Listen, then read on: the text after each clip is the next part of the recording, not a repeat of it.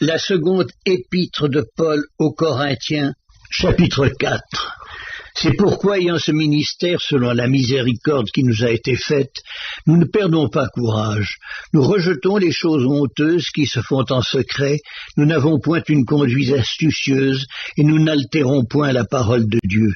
Mais en publiant la vérité, nous nous recommandons à toute conscience d'homme devant Dieu.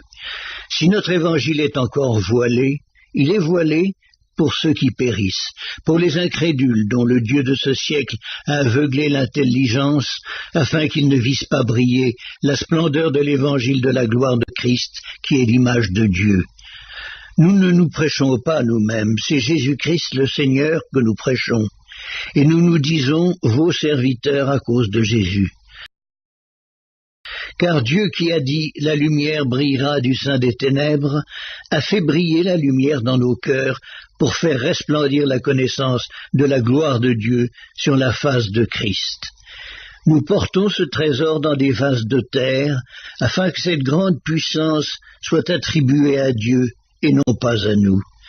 Nous sommes pressés de toute manière, mais non réduits à l'extrémité, dans la détresse, mais non dans le désespoir, persécutés, mais non abandonnés, abattus, mais non perdus, portant toujours avec nous dans notre corps la mort de Jésus, afin que la vie de Jésus soit aussi manifestée dans notre corps.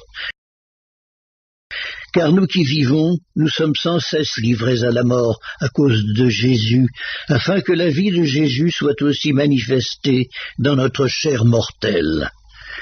Ainsi la mort agit en nous et la vie agit en nous.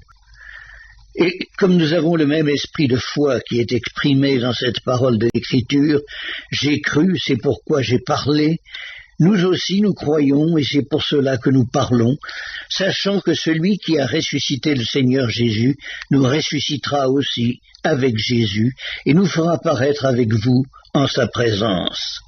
Car tout cela arrive à cause de vous, afin que la grâce en se multipliant fasse abonder à la gloire de Dieu les actions de grâce d'un plus grand nombre. C'est pourquoi nous ne perdons pas courage, et lors même que notre homme extérieur se détruit, notre homme intérieur se renouvelle de jour en jour.